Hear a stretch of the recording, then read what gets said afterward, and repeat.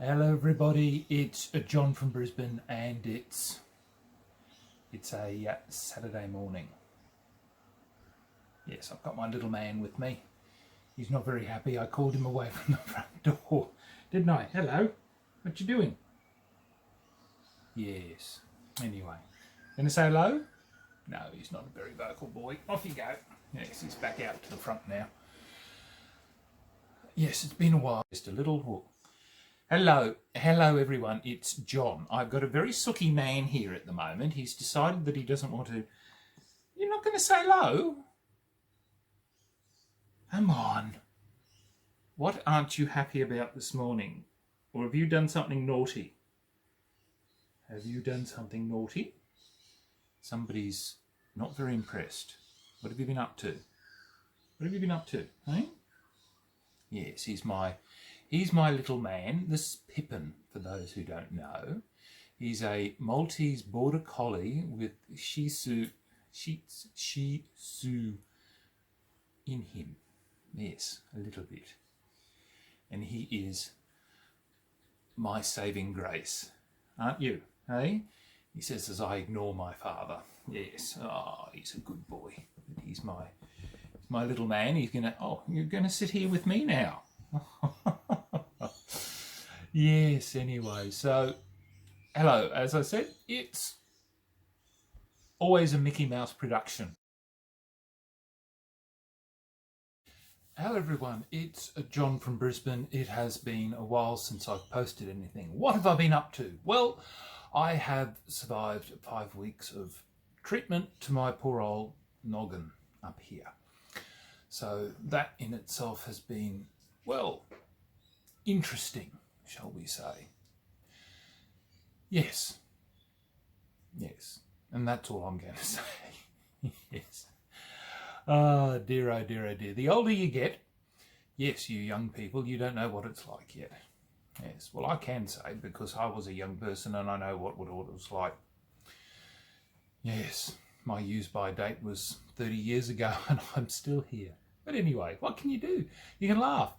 A friend of mine was saying, he said, life is, and he used a whole heap of expletives to tell me what he thought life was like. And I said, well, life is amoral. That's all I can say.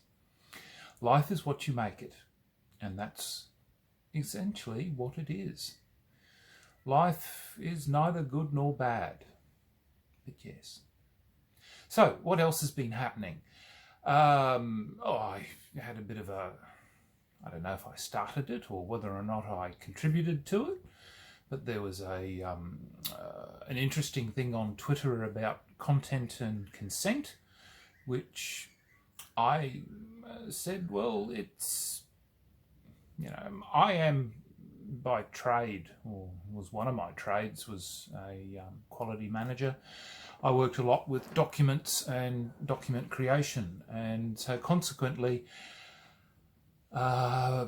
yes, it does have a place. However, the way in which it is written and how it is conveyed, I think, are two very important things. And the way that I think my hobby is being consumed by certain factions, I think a lot of things need to be written in a very neutral manner. And that it reminds me of my days when I used to work, where we had this concept of tick and flick, where you would tick all the boxes to ensure that you met the appropriateness of meeting community standards or being seen to be, doing everything right, where in all intents and purposes you're doing nothing more than lip service. But anyway. Yes, but, as I said in my little bit of response on Twitter was, I'd love to see market research. And they said, oh, well, here's hard facts from Twitter. And well, I'm sorry, but Twitter's not the yardstick for determining many things, as many political parties have come to rue, as we all know. And I suppose if we look at the Oscars with the fact that had their worst ratings, people are switching off. We are quite frankly, and look, shaking the world here. As many people are beginning to find out that the majority of people aren't interested in people telling us what to do, particularly rich, self-entitled, elitist prats. Yes, but anyway, I love to twaddle, don't I? But anyway, what else has been happening? Right, you can tell I'm a man of many faces, even though my health is incredibly poor, I can always put on a very good show. But my D&D groups, of which I've got 2, and I do have a third, which sadly I'm going to have to, I think I'm going to have to cancel, because I just cannot get out anymore from home. It's just too much for me now. I'm just, debilitating in some regards. But one of my D&D groups, I must admit, in both my D&D groups, I've got a talented artist, pardon me, in both of them. And this is what Tom Quinnert did for my D&D group, the Saltmarsh.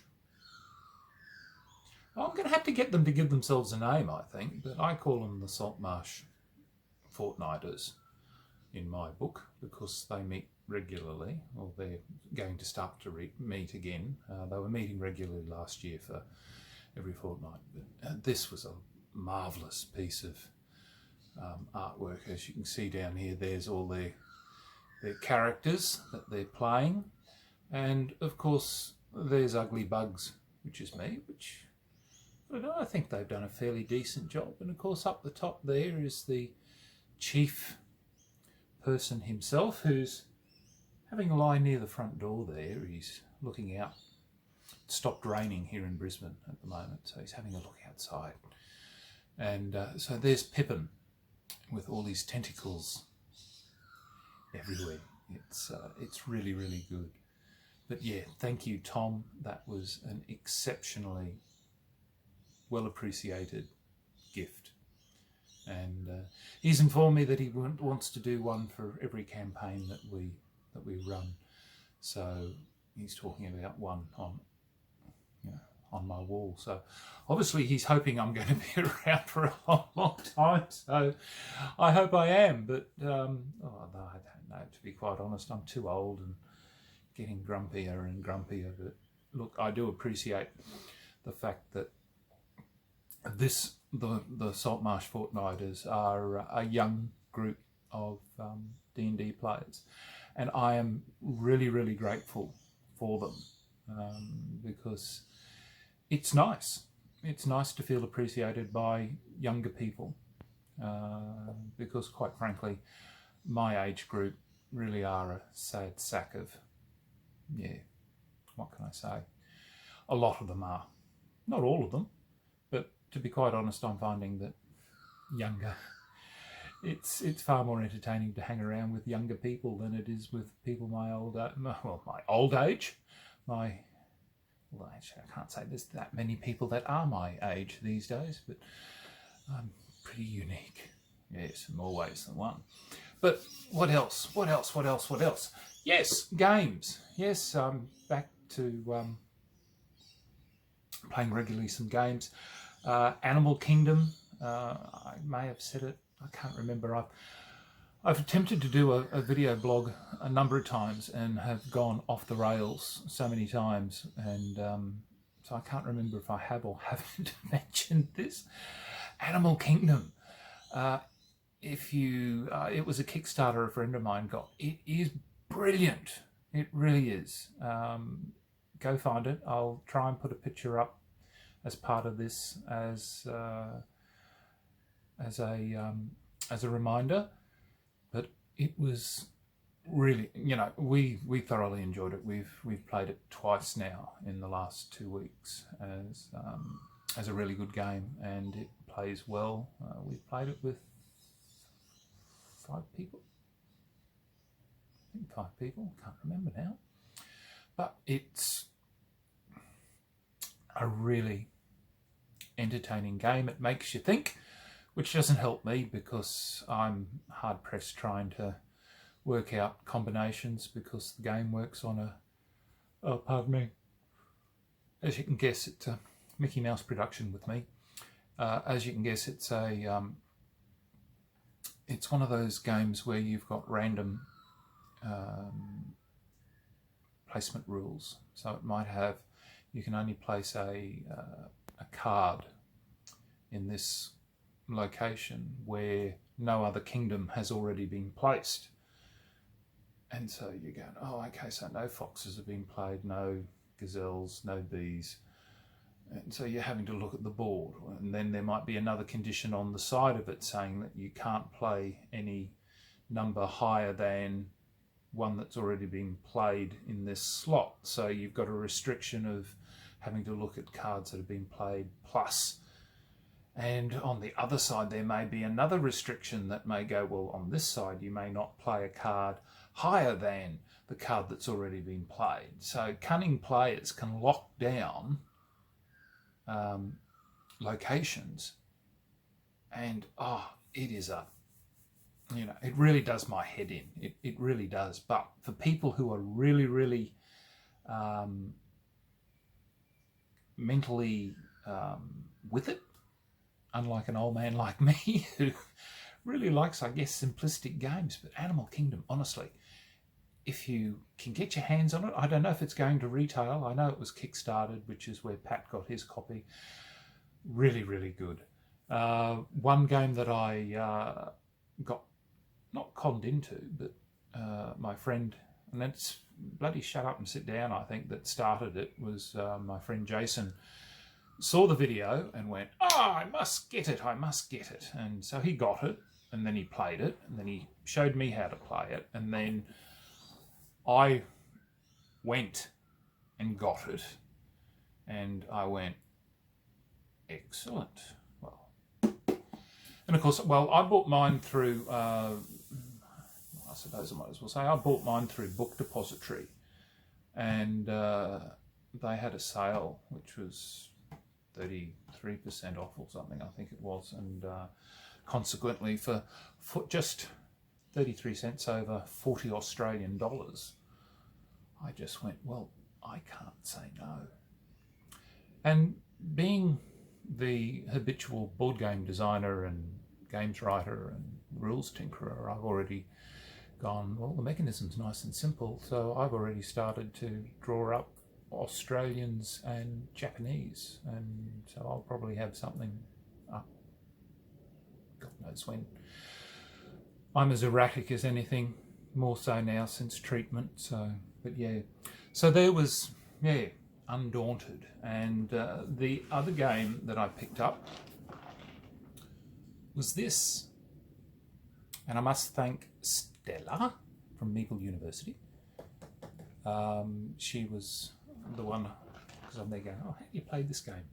Because I bought it on a whim because I think I'd had a bad week of dealing with things, and I just walked into my local game shop. I said, Mark, I said, what have you got in that's new, that's relatively cheap? And he said, oh, look, you know, he said, I've got this, the suppliers have said this is really popular.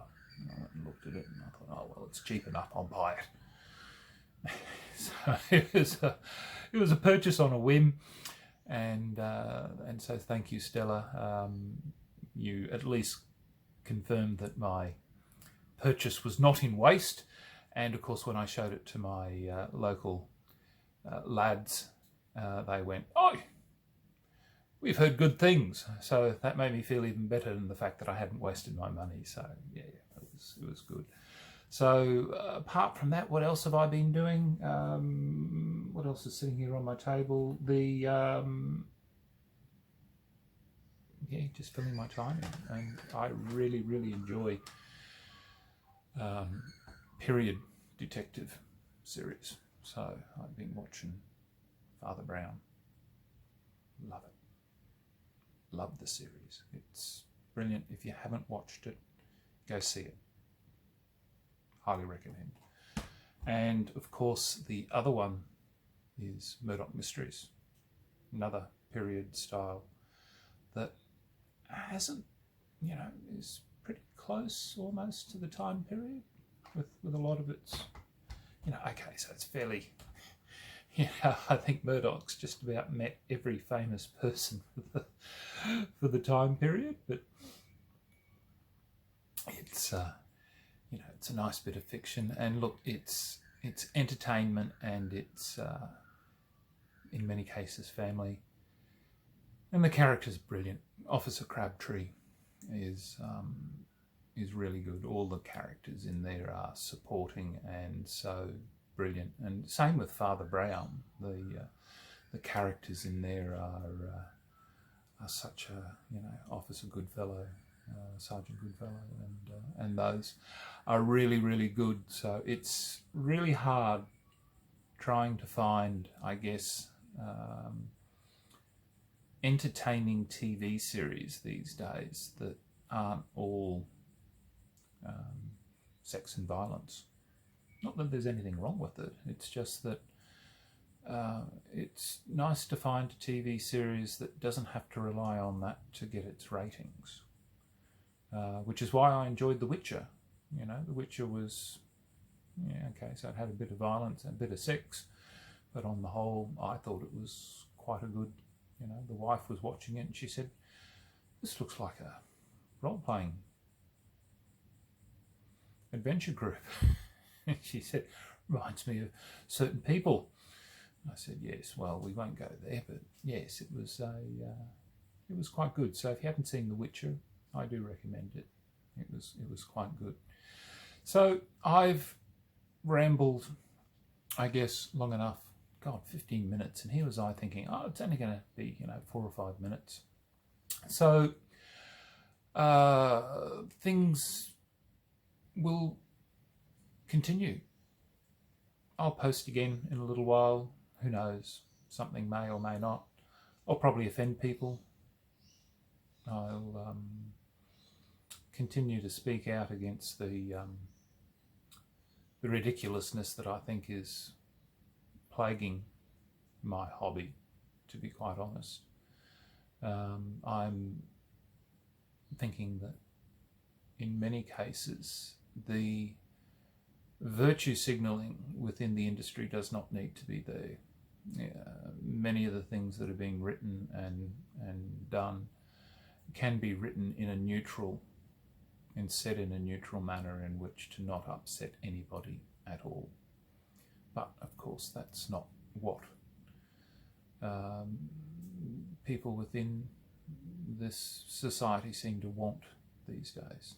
But I'm just an old white man, aren't I? But that's hardly the point, is it? Or should be the point. What else to sign off with? So I've done that. I've rambled on about this. Yes, you can see I'm trying. I'm babbling while my brain is rambling around in the background. That's what I had to say. Look, all the best to Thomas Grogan.